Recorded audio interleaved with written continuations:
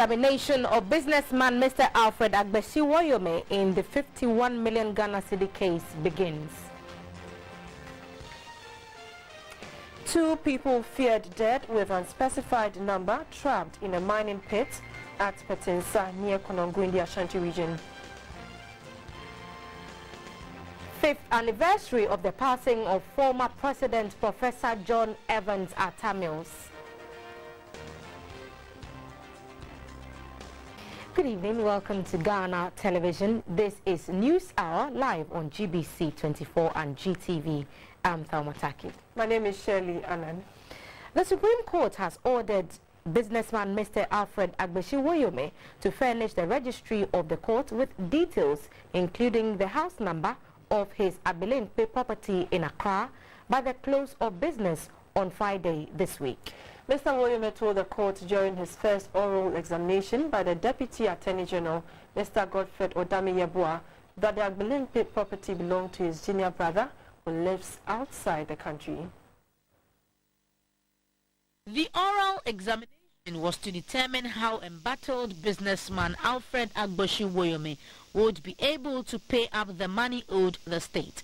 The Deputy Attorney General, Mr. Godfred Odami-Yeboah, asked Mr. Woyome to tell the court the nature of his business, but counsel for the defense, Mr. Ken Anku, raised an objection saying his client was not obliged to respond since it was not specified in the order that was given. Presiding Judge Justice A.B. Benin overruled the objection on the grounds of relevance.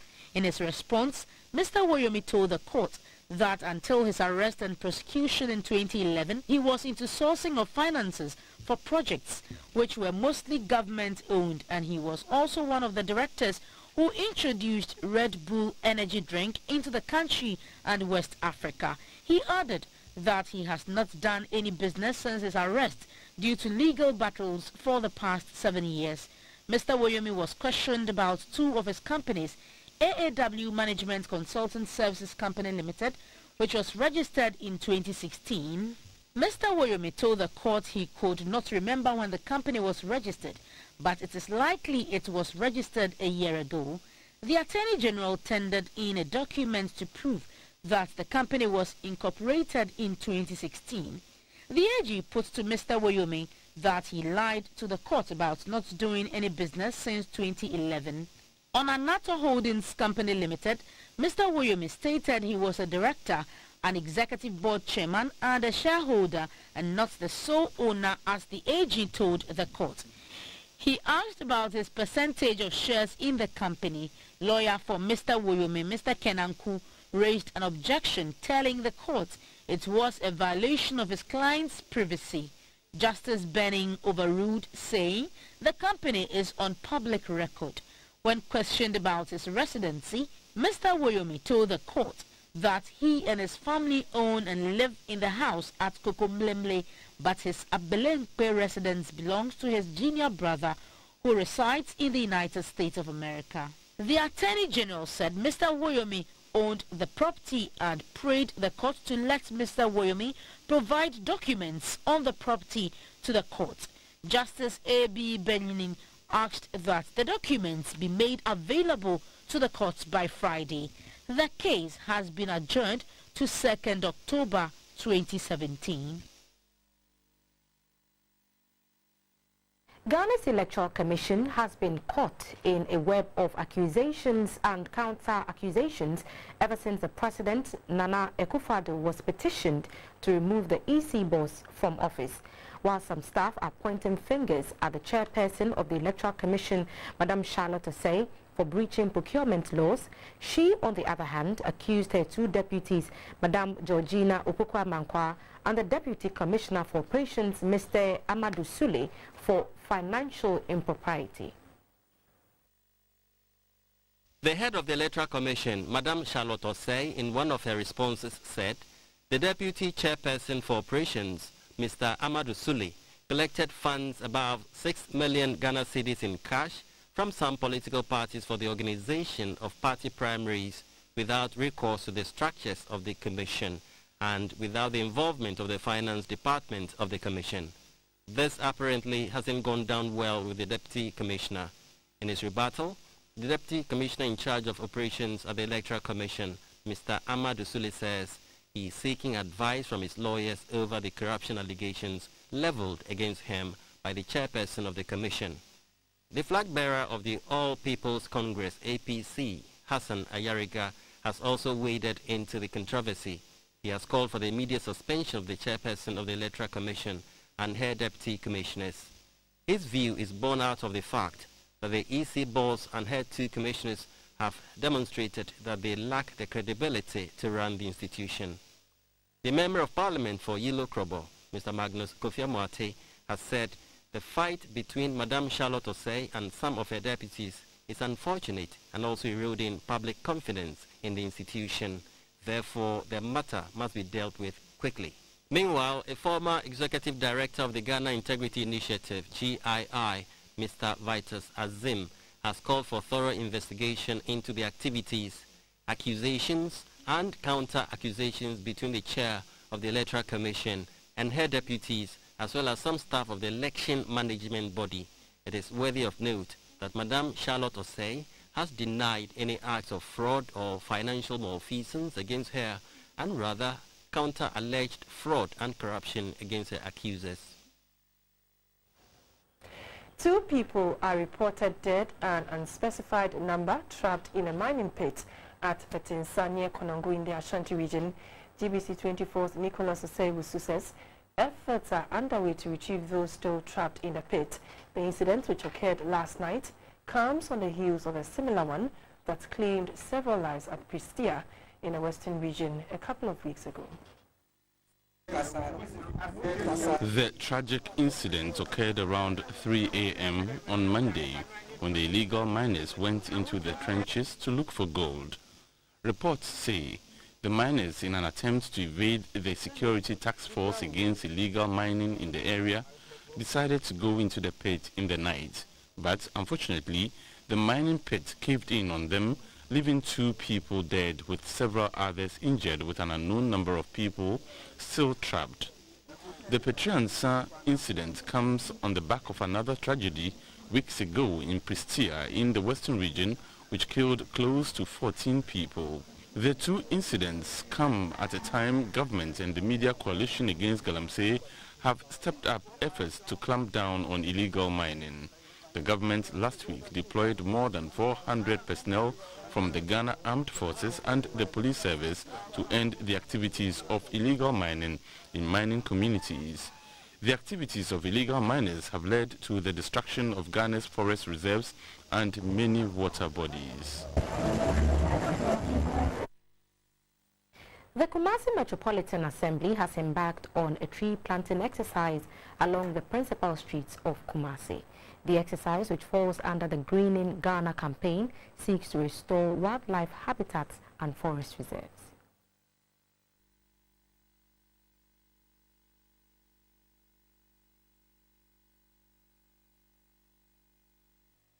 Kumasi, the capital city of the Ashanti region, is popularly known as the Garden City because of the varied plant life in the area. But over the years, the activities of people has led to the destruction of most of the species of flowers and plants in the metropolis. In a bid to restore Kumasi back to its green environment, the Kumasi Metropolitan Assembly has embarked on a tree planting exercise in the metropolis dubbed Operation Keep the City Clean and Green campaign. With support from Friends of Rivers and Water Bodies and the Department of Parks and Gardens, officials of KMA planted trees along the principal streets and major suburbs of Kumasi. The chief of Atasubanso, a suburb of Kumasi, Nanobusu Berima, who participated in the exercise, called for the tree planting exercise to be carried out in the entire Ashanti region. The Kumasi Metropolitan Chief Executive, Mr. Osei Esibientri, said the exercise will help control some of the effects of climate change. What we are saying is that you plant the tree and you own the tree. So to the households, to the owners of these houses, this tree belongs to them. So they should keep it, they should maintain it, and they should help us. And it's going to help them also and help beautify the city. Mr. Osei Esibe added that 7 selected schools within the Kumasi metropolis and 4 schools in the Obuasi and Konongo municipalities have also been enrolled in a tree growing program. Under the program, the pupils will plant acacia, citrus and mango seedlings in their respective school premises and environs. The free senior high school program is expected to take off in September this year, and experts at the Ghana Education Service say enrollment for the 2017-2018 academic year is expected to increase to 950,000 students, up from 870,000 in 2016-2017. The World Bank says it will partner the government to achieve equitable access to education at the basic level.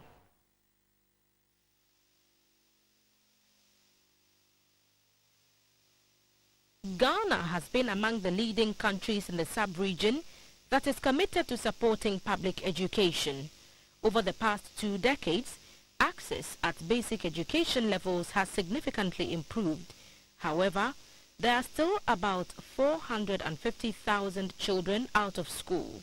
A report from the Ghana Education Service GES shows that 2/3 of women and nearly half of men in the northern region have no education. Education is considered one of the priority mechanisms to promote economic growth, and this can be achieved with significant improvements in access, quality, and relevance of secondary technical education. In addition to existing free education at the JHS level, the new government has resolved to provide upper secondary and technical senior high school programs free of all charges. In the past, the World Bank has supported secondary education improvement projects with about $190 million. To continue with their support for Ghana's education, the World Bank Director of Education, Mr. Hamin Sabendra Handuvi, calls on the government to invest in quality education with focus on maths and science. For the bank is, we're always willing to continue working with the government. We are already having operations supporting them on secondary education, and our commitment is to continue working both in terms of helping in the different fronts of increasing access and quality. So working on infrastructure, working on the issue of improving the kind of materials that are used in school, working in terms of teachers training, giving scholarships to girls in order to increase their enrollment in school. There is evidence globally that upper secondary education has a significant impact on students, society, and the economy. However, a challenge the government needs to address is the increasing enrollment, which could put further pressure on quality. There are not enough core textbooks for students, and about 14% of public SHS classrooms require major repairs. Over 100 tertiary students met in Accra to deliberate on the Sustainable Development Goals, SDGs. The discussion, which was partnered after the UN system, is to encourage the youth to contribute to addressing challenges facing the world. LifeLink Model United Nations Conferences for all educational levels has for the past years continued to pioneer efforts to involve the Ghanaian youth in the discussion of global issues. Participants also get the opportunity to provide research work and educational materials for the NGOs, the media, and the public at large. At its conferences, there is a simulation of the actual United Nations system and its rules of procedure in a context that students can appreciate. This year's LifeLink Tertiary Model UN brought tertiary-level delegates from Ghana and abroad under one umbrella to take on the pivotal roles of diplomats at the United Nations. Some issues discussed include poverty, economic growth, gender equality, industry, innovation, and infrastructure. It's now incumbent upon us to reach out beyond the borders of Ghana, stretching out towards other African countries and probably Europe or the Americas. The Deputy Director of Communications at the Office of the President, Fatima Abubakar, said educating the youth is an investment critical to achieving the sustainable development goals. We want to encourage the culture of dialogue and diplomacy as against violence and impunity and indiscipline and all that.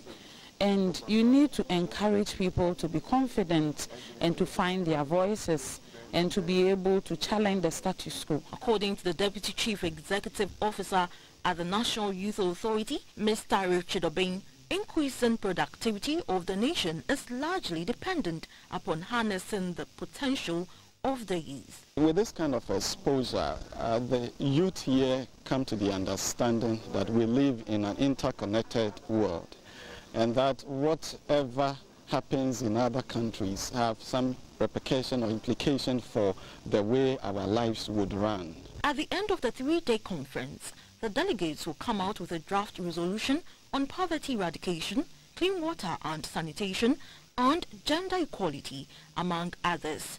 For GBC24, Ofriwada Kong reporting. A memorial and wreath-laying ceremony took place in Accra to mark the 5th anniversary of the passing of former President John Evans Atta Mills. The milestone event brought together the executives and members of the National Democratic Congress and the family of the late president at the Asumdwe Park, where his remains lay. Theodora Medeto has more. He breathed his last breath exactly on 24th July 5 years ago. That day, the weather in Accra looked hazy but serene, with a few showers the whole morning. Nobody could comprehend why, but afternoon, at around 2:15 thereabout, news of the death of the late President, Professor John Evans Atta Mills, hit the airwaves, probably giving meaning to the unusually dull weather. He was given a fitting and well-attended burial, one of its kind in the history of Ghana. 5 years on, today 24th July 2017, a similar weather condition prevailed all morning. This made many to believe that even nature was saddened by the loss of a great leader as much as Ghanaians do. At the Asumdwe Park, where his remains lay, executives and members of the NDC and the family of the late Professor Mills came in their numbers to honor one of Ghana's great leaders. As part of activities marking the ceremony, scriptures were read and prayers said for the nation and the Mills family. In a sermon, Reverend S.Y. Kwame from the Global Evangelical Church admonished all to emulate the good works of the late president and pass it on to the next generation. A minute's silence was observed in the memory of the Asumdwe hymn. The tomb of the late President Mills was then decorated with wreaths. Old Achimota students led the trail, while former President John Mahama laid the first wreath. The son, Kofi Atta Mills, laid a wreath on behalf of the Mills family.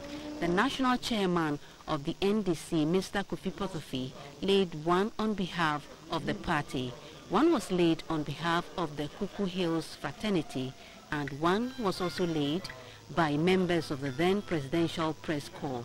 Some close associates of Professor Mills remembered him for various reasons. Theodora Medeto, GBC24, Accra. A 54-year-old man, Mr. Emmanuel Koti, who lives at Adjunibu Matahiku, a suburb of Accra, has been electrocuted when the rains started this morning. The wife of the deceased, Enyonam Ape, said her husband left home around 6 a.m. to attend to nature's call, but was later told that he has passed on.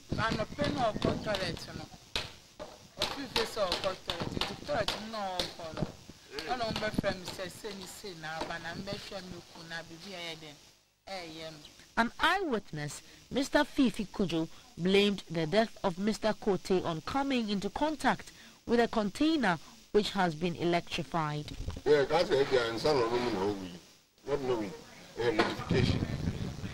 The police want me from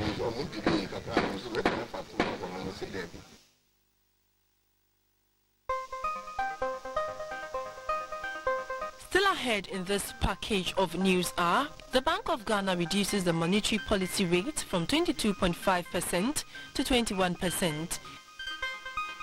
New Ibirim Government Hospital equipped to offer dental services thanks to Vivo Energy. The donation of this ultra-modern dental chair will also pave way for more dental professionals to be sent to this hospital. And the fight to escape relegation intensifies as the Ghana Premier Soccer League negotiates the final bend to a finish. We see one thing again. Opportunity for Liberty, and they have scored! Stay tuned, there's more to come.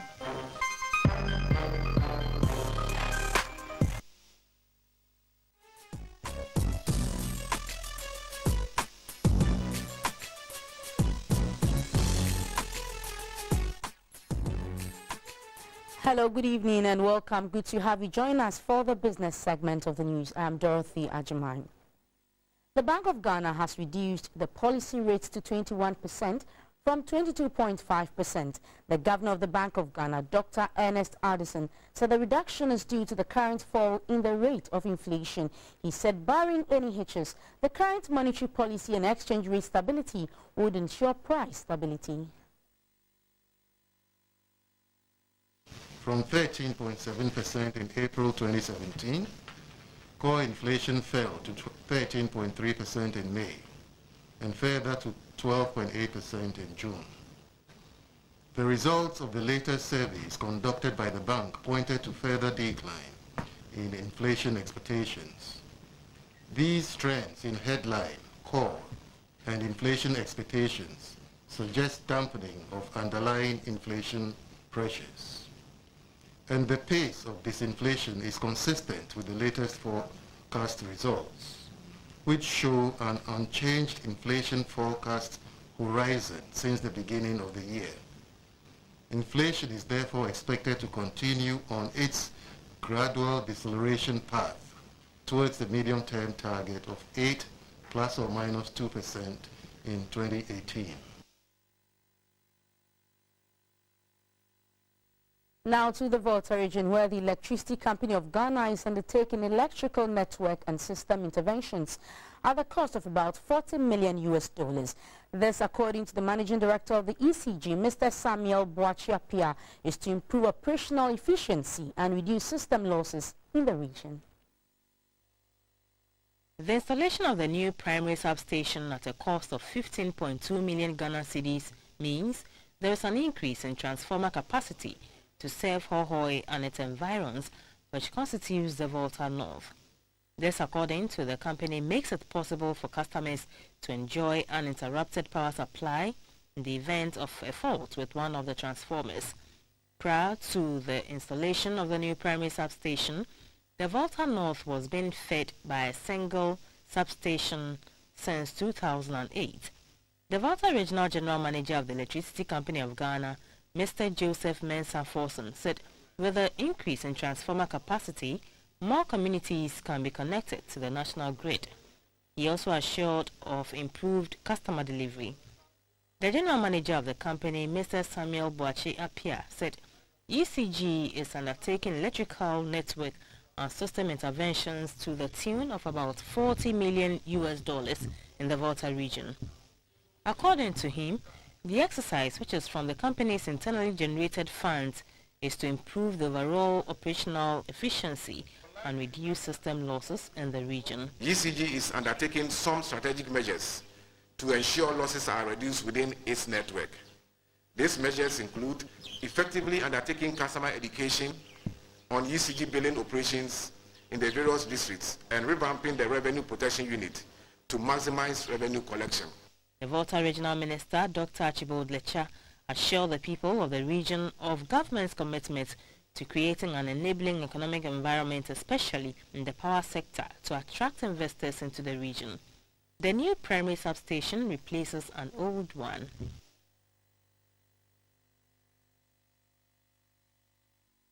The mineral sector contributed about 1.64 billion Ghana cedis to the Ghana Revenue Authority in 2016.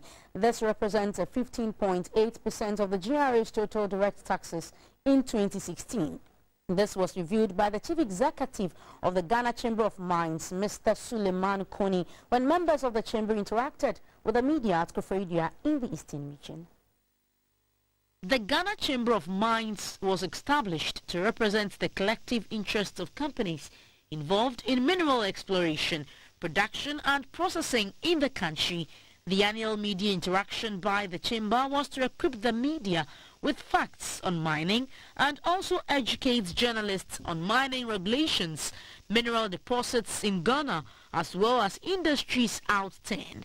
They were also taking through the generic mine life cycle cash flow, contributions of the mineral sector to the national revenue, corporate social investments in the sector, as well as local content in the industry.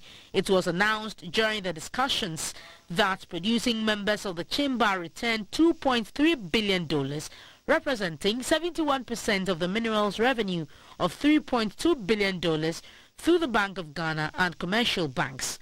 Last year, the mining sector also employed over 11,000 people directly, with only 190 being expatriates. Producing member companies of the Chamber also spent $12.2 million on corporate social investment related activities. Illegal mining was identified as the major challenge that threatened the continuance operations of most companies. The Chief Executive of the Ghana Chamber of Mines, Mr. Suleiman Koni, recommended the establishment of a Mineral Revenue Management Act to monitor and manage funds generated in the sector. What we need to do is to streamline the processes for this to happen. If you look at the amount of investment which has gone into illegal mining, we talk about well over 500 excavators impounded as part of the campaign. There's a lot of money, isn't it? It just tells you that the Ghanaian is more than interested in the mining industry. Although signals are negative, we can't see them as an opportunity to actually channel these resources into proper small-scale mining. Journalists at the forum called for local content in the mining sector to increase employment opportunities. The Ghana Mining Industry Awards, scheduled to be held in November this year, was launched. It consists of 14 categories, including the Best Mining Reporter Award.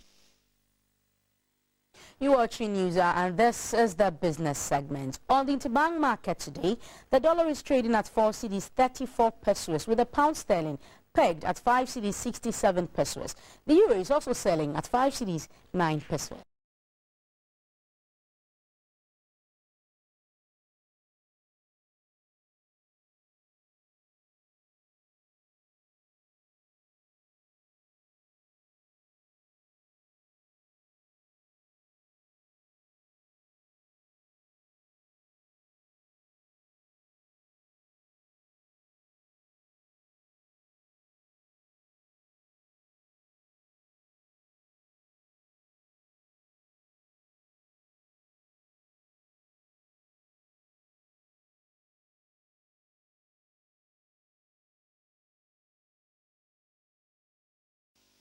Away from the business story, the 5th anniversary of the passing of former President Atta Mills brought together the executives and members of the National Democratic Congress and the family of the late president at the Asumdue Park, where his remains lay.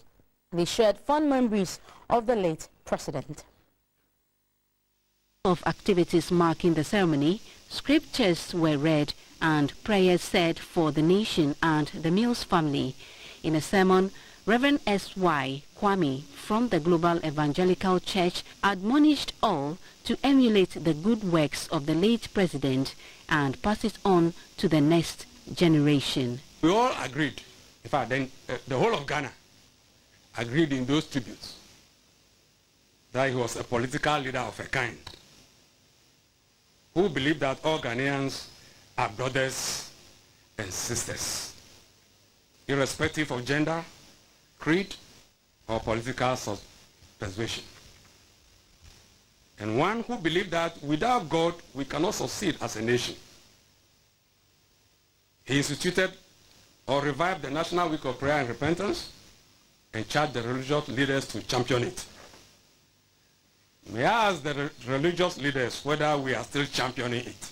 A minute's silence was observed in the memory of the Asumdue hymn. The tomb of the late President Mills was then decorated with wreaths. Old Achimota students led the trail, while former President John Mahama laid the first wreath. The son, Kofi Atta Mills, laid a wreath on behalf of the Mills family. The national chairman of the NDC, Mr. Kofi Pothofi, laid one on behalf of the party. One was laid on behalf of the Kuku Hills fraternity, and one was also laid by members of the then Presidential Press Corps. Some close associates of Professor Mills remembered him for various reasons. As president, when he appointed me governor of the Bank of Ghana, and I'll go and brief him, he allowed you to explain things to him, things that he didn't understand. He was modest enough to accept that he didn't understand everything and allowed himself to be briefed. Whether you are MPP or NDC, as long as you had something to contribute to the development of this country, he would welcome you. And he exhibited that in very practical terms. Theodora Medeto, GBC24, Accra. And that's all for the business segments. Coming up is the health segment. Please do stay.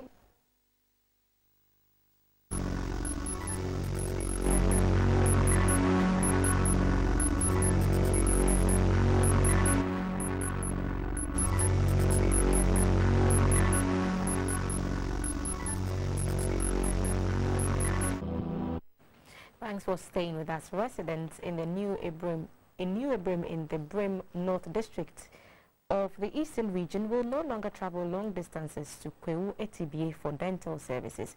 With the donation of a new dental chair to the New Ibrim Government Hospital by Vivo Energy, it will be easier to diagnose and have surgical operations. Though the New Ibrim Government Hospital has a dental clinic, the clinic does not have the needed equipment for dental care. The center only caters for minor dental problems. Patients do travel to Kwewu Abetifi for any major dental services. The hospital serves over 90,000 population in the Brim North District of the Eastern Region. To help address the challenge, Vivo Energy Ghana has donated a dental chair to the New Ibrim Government Hospital. The dental chair has an LED display screen which helps patients to view live pictures of themselves whilst going through treatment. It also has an intraoral camera for easy surgical extraction and diagnosis, an X-ray viewer, an LED fast handpiece which emits light and water. The Managing Director of Vivo Energy Ghana, Mr. Ebenezer Fulkan, said the dental chair will ease the burden of patients who travel long distances to access dental care. As a mining community in which our client Newmont operates, your needs are of deep importance to us. Upon consultation, we agreed that the donation of an ultra-modern dental chair to the New Ibrim Government Hospital will serve you greatly and fulfill your need for complete dental services. The donation of this ultra-modern dental chair will also pave way for more dental professionals to be sent to this hospital to deliver the very critical dental services in the district. The Brim North District Director of Health Service, Mr. Thomas Azurago, expressed gratitude to Vivo Energy for the donation. He, however, called for support for health facilities in the district since most of them are in deplorable state. If you leave this hospital and go to the next health facility in the district, so deplorable. So as we receive this dental chair, we are happy with it. On behalf of the people in the district, I request for support for other places. At least, if after this donation, Vivo Energy can pick one clinic for us, put it in shape, and let's also say this is for the other people in the district. The donation was in partnership with Newmont Golden Ridge Limited, since the hospital is in the catchment area of the mining giant. The Netherlands Embassy, in collaboration with UNICEF, has inaugurated a €7 million sanitation facility in Ashaiman. The facility is expected to curb open defecation, especially among school children, and encourage hygienic living. Over the years, the Netherlands government has invested 82 million euros in water and sanitation hygiene under its urban sanitation improvement projects in the country. Ho, Tamale and Ashaman are among the beneficiary communities. Under the project, schools and households in Ashaman are to benefit from toilet facilities to improve the health of urban children. New Mustafa Primary School is one of the beneficiary schools of the WASH project, and the Netherlands ambassador was in Ashaman to commission the project. We declare it open now! Among the 8 schools targeted in Ashaman, 4 have been completed so far, and over 1,000 students in the municipality are expected to benefit. With over 16,000 households in Ashaman, only 16% have access to household toilets. Thus, according to the Netherlands ambassador to Ghana, Mr. Ronald Stricker, is worrying, and there is more to be done to stop open defecation. We all strive, and that is not only, of course, the Ghanaian government and the Dutch government and UNICEF, but also other partners to stop open defecation, because we know how difficult and how dangerous it is for public health. The ambassador also visited some households who have benefited from the project. In the Ashaman municipality, lack of affordable financing option is a major challenge, making it difficult for residents to build toilet facilities in their homes.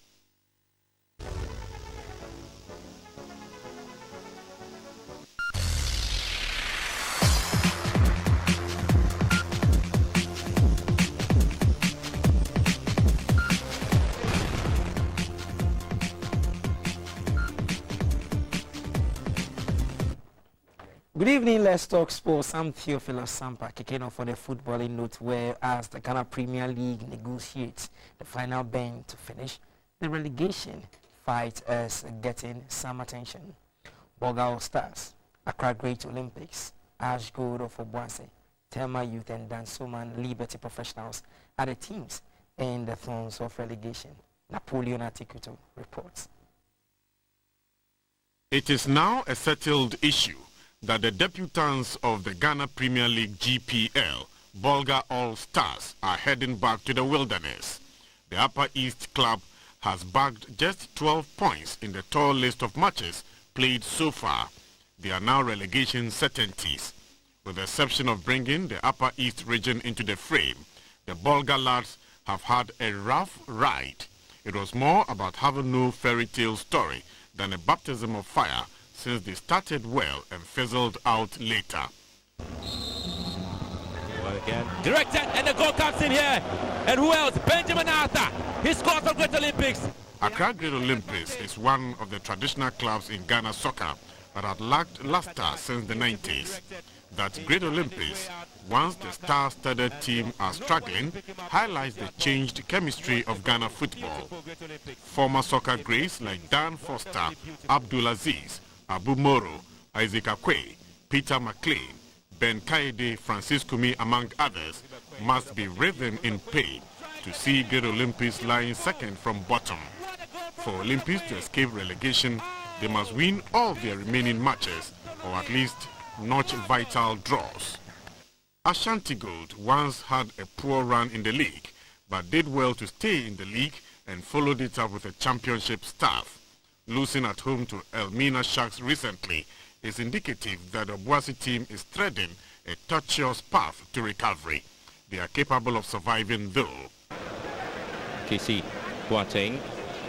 That's Patrick Razak to beat. Bourgeois him. Kisi Boateng again. Opportunity for Liberty, and they have scored! The other relegation-threatened sides, the unpredictable Liberty Professionals and Tema Youth, will have to do more to jump the fire. What a relegation dogfight. Napoleon Atukitu reporting. And how a Shen could score, but that was the explosive run there on the left-hand side, and you could actually see Fatah Mohamed had nothing to do. Well. So let's take a quick look at the standings of the 16 teams after match day 24. And Tueduana Stars are currently occupying the summit of the table with 44 points. Wafa are second with 2 games in hand. They are 43 points. Hearts of Folk are now third with 39 points. Medium IC are 4th with 35 points. Kotoko with 2 games in hand are 5th with 35 points. Brekum Chelsea are 6th with 33 points. Elmina Sharks are 7th with 33 points. Bichim United are 8th with 32 points. Mysterious Ebusian Dwarfs are 9th with 32 points. Defending champions Wild Stars are 10th with 32 points. Interallies are 11th with 32 points. Liberty Professionals 12th, 29 points. 13th place is Stema Youth with 28 points. Ashgood are 14th with 28 points. Olimashi are 15th with 26 points. And Bolga All Stars are bottom with 12 points from 24 matches. Let's get to the tracks now and talk athletics, where University of Cape Coast spring sensation Emmanuel Yeboah returned to the tracks to win the accreditation of the Ghana's fastest man.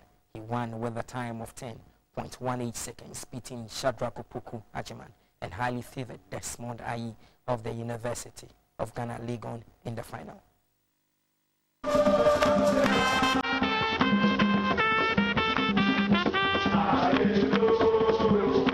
Emmanuel Yeboah of the University of Cape Coast defied all odds to beat local favorite Desmond Ayi in a blistering 100-meter final race at the southern section of the GMPC Ghana's fastest human held at the University of Ghana Sports Stadium on Saturday. Desmond Ayi, despite having won the Kumasi and Tamale editions of the competition, failed to replicate his form in his home region as Emmanuel Yeboah and Shadrach Opoku Ajiman, both from the University of Cape Coast, clocked 10.18 seconds and 10.50 seconds to pin him to third place with a time of 10.53 seconds in the seniors male category. The trio promised to improve in the grand finale. Hopefully come September 16, I'll be fully prepared for the grand finale. Hopefully win the race and do the best times among all the times they've done so far. I was coming for the first position, but you know, everything happens for a reason. And I know I can prepare well for the final coming next September. I always make it first. And I say that I won't give up. I'll still continue to train hard. The finals of the GNPC Ghana's fastest human is slated for September 16 at the Kumasi Babayara Sports Stadium, where the creme de la creme of all the zonal competitions held will converge to lock horns. Thanks very much. That's all for Sports Entertainment is next. Hello, good evening. Time for the art segment is brought to you Kanketi Cowbell. My name is Valerie Danso. High life legend Papa Yankson died on Friday, the 21st of July 2017. The Tinamenchen hitmaker was 77. Some of his fans are heartbroken as they share fond memories with GBC24.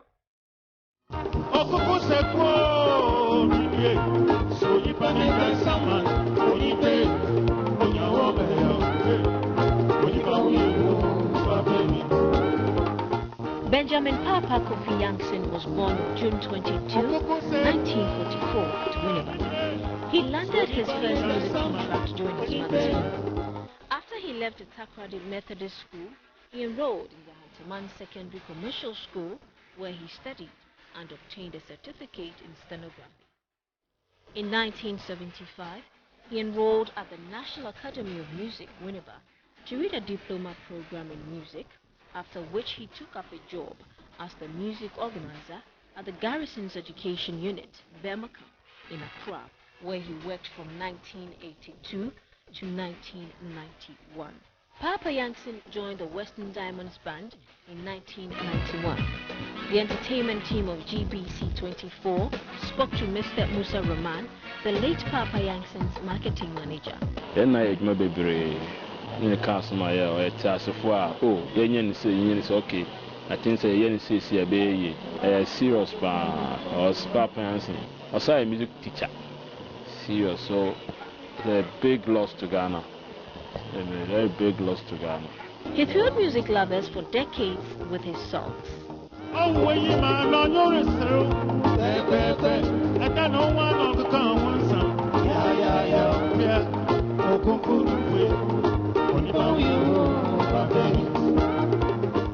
Okuku sekuo minia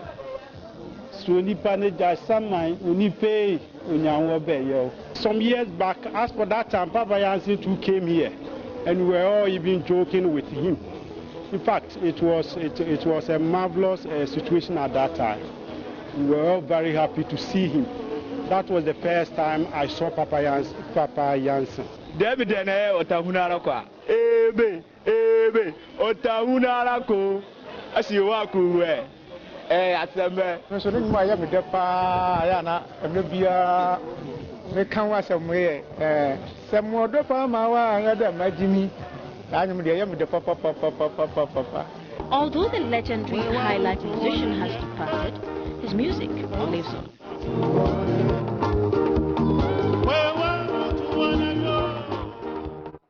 That's all in this segment. It was brought to you, Kanketsi Cowbell. Have a good evening. The Winkle Weather Report, brought to you by RMG Ghana Limited, with technical support from the Ghana Meteorological Agency. Hello viewers, welcome to the Weather Report brought to you by RMG Ghana Limited. For the past 24 hours, there has been rain across the 10 region, and some figures are depicted on our screen. Damago had 71, there's not 7, Tamale had 32. We have other figures coming from Ball Lake at the Karachi, Accra Airport. Takrady Axim also give us some figures. For the forecast for now till tomorrow, it's going to remain cloudy across the 10 regions with slight rain still occurring over the coast and the middle sector with scattered cases of rain and thunder over the northern end part of the Bono Ahafo region. Temperatures will still be relatively cold across the 10 regions. 22 recorded over most areas, 21 over the middle portions of Volta region and part of eastern region. The coastal strip will have 23 as their minimum temperature. The sea is still rough in terms of windy conditions because pressures over there are still high and it's allowing a lot of wind blowing over it. So fishermen, please call Met Office on 0302-764926 if you want to go out for fishing. For the afternoon tomorrow, we are anticipating a little break in the rain, so we're having a little sunshine tomorrow. That will take temperatures as high as 10 in the middle, and then the parts of the Bono Ahafo region. But the coastal strip, temperatures will range between 26 and 29 degrees Celsius. Before we bring you an update, upper east, upper west, northern region is likely to have rain and thunder before we bring you the weather update for tomorrow. Up on the screen is the forecast for the next 48 hours.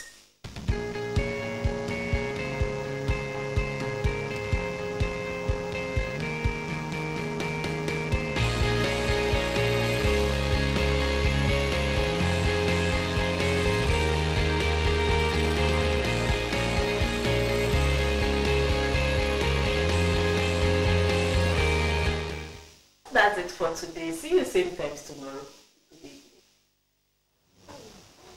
Thank you so much for staying through this bulletin of news with us. We'll be back at 10 with the latest edition. Good evening. Good evening.